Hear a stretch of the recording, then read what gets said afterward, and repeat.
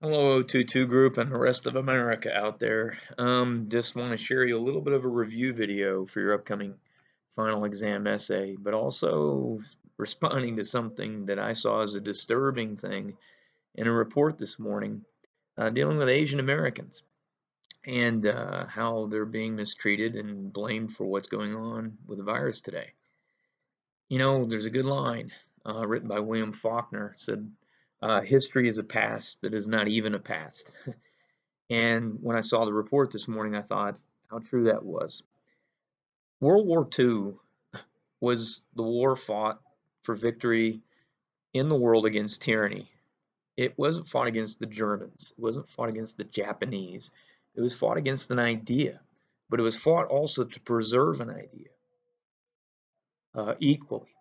So when you think of it and you go through this, you know, those that were at Bloody Tarawa, those that were at the Omaha Beach, those that went on shore in the sands of Iwo Jima, what did they go for? And what they carried with them was a sense of sacrifice and the sense of the American idea.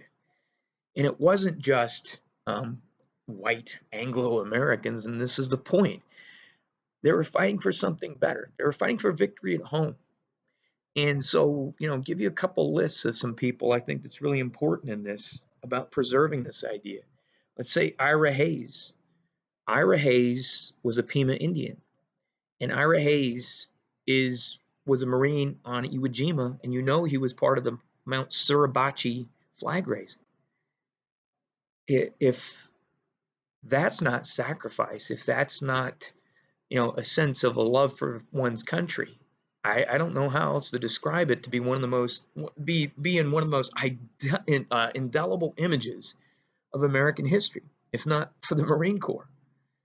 The other one to think about is Luis Gabaldon. Luis Gabaldon, we talked about him in class, who fought at Saipan and grew up in the barrio in Los Angeles. But Luis Gabaldon spent more time with Japanese Americans than anyone else, so he learned the Japanese language, and this paid off dividends in Saipan, which the Pacific was bloody warfare between the Japanese and the Americans. The Japanese never wanted to surrender, and Luis Gabaldon, after killing 33 Japanese on the island of Saipan, had enough, and he went out and convinced Japanese to surrender. Eventually, he took 1,800 prisoners. This is absolutely staggering when you look at World War II and the type of warfare it was in the Pacific. How about Dory Miller, the cook, okay, on Pearl Harbor, who manned the gun and shot down Japanese planes, defending, saving lives? How about I'm going to mention Leon Bass. Leon Bass was an African American who saw the liberation of Buchenwald.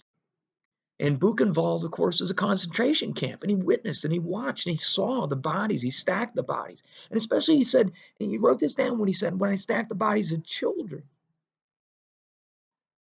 you know, what have these children done? So, well, let me tell you a story too about a guy named Joseph Kurihara. Joseph Kurihara was involved with the internment of the Japanese Americans. I'm going to keep saying that because it's Japanese Americans. And with that, Joseph Kurihara found very hard-hearted about this institutionalization that went on. But Kurihara eventually found some compassion. He met a man last name Okamoto, and Okamoto taught him about something very impressive. It's called the American Constitution. Joseph Kurihara went ahead and learned from this that he had constitutional rights. He had civil rights. He stood up for it. Eventually, what Kurihara did is he eventually enlisted. And Kurihara met two guys, a man named Homer Knight and a man named William Green. And these were both doctors. And Kurihara gravitated to the medical aspect of the military, those who saved lives. And Kurihara eventually served in France and Germany with tremendous distinction. And he got to know the German people, and he wrote about this. He said, these are just people. And it goes back to confirm one thing. You're not fighting people. You're fighting an idea. Just as you're fighting a virus. You're not fighting a people. This is insane. But this is why I teach you so much, and I care so much to say you have to get educated. Racism is just as much an education. It's a poor education. And it has no place in the American heart. And I'll finish with Maya Angelou, a famous American. And you know this. And Maya Angelou, as she went through World War II, had this great line at the end, said, well, we made it through a major war. Can we make it through a minor peace? Well, good question. And here we are. History is a past that is not the past. You learn from it, you don't live in it. And here we're fighting something just like a World War II generation. And I feel choked up, but it's really allergies, let me just tell you that. I'm out here in the wind. Anyway, how can Americans act this way? You shouldn't. Don't.